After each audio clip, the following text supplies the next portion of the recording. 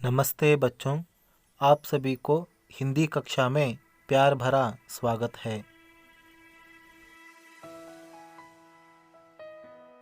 कविता 4 अभिनव गीत, कवि हरिशंकर कश्यप।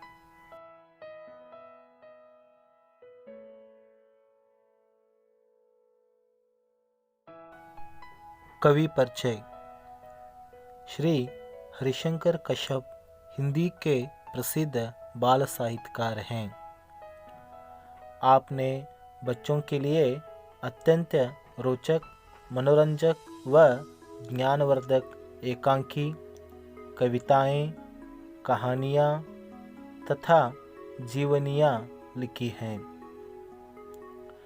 आपकी कुछ प्रसिद्ध पुस्तकें हैं: फुलवारी, झरना, मेरे देश के महान बालक, मेरे देश के मंदिर, मेरे देश की महान नारियाँ, मेरे देश के ऋषि मुनि, मेरे देश के संत महात्मा, देश की आन पर, पूजा के फूल।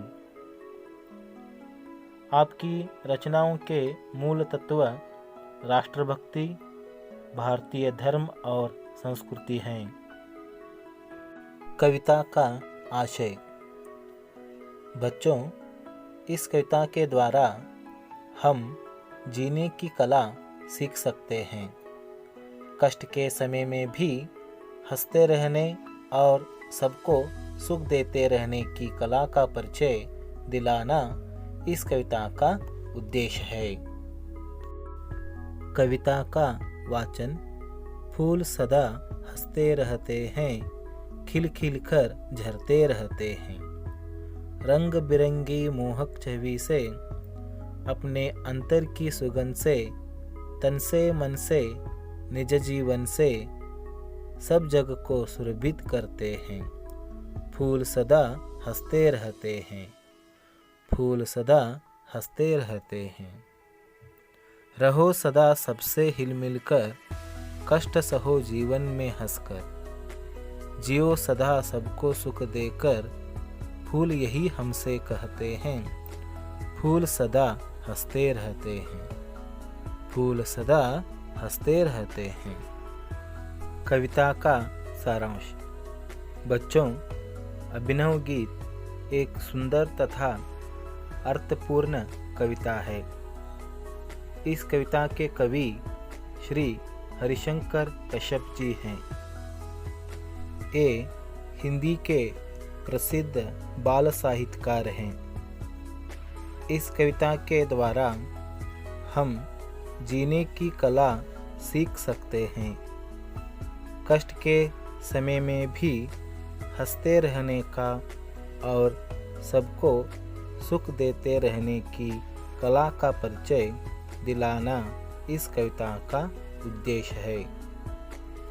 कवि कहते हैं कि फूल हमेशा हंसते रहते हैं, फूल खिल खिल कर झरते रहते हैं। वैसे ही हम भी हमेशा हंसते हंसते रहना चाहिए और फूलों जैसे खिलते रहना चाहिए। कवि कहते हैं कि रंग बिरंगे फूल अपने मोहक कांति से, अपने भीतर की सुगंध से, तन से मन से, निज जीवन से फूल सब जग को सुरभित करते हैं।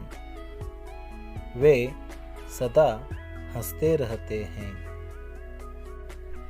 वैसे ही हम भी अपने तन से, मन से, निज जीवन से, अपने अच्छे गुणों से सारे जगत को सुरभित करना है और खुशी से हंसते रहना है। कवि कहते हैं कि हम भी फूलों जैसे सबके साथ हिल मिलकर रहना चाहिए। जीवन में आने वाले कष्टों को हंसते हंसते सामना करना चाहिए। सहन शक्ति से उन्हें झेलना चाहिए।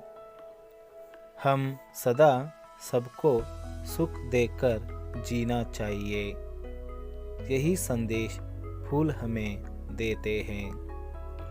फूल सदा हंसते रहते हैं।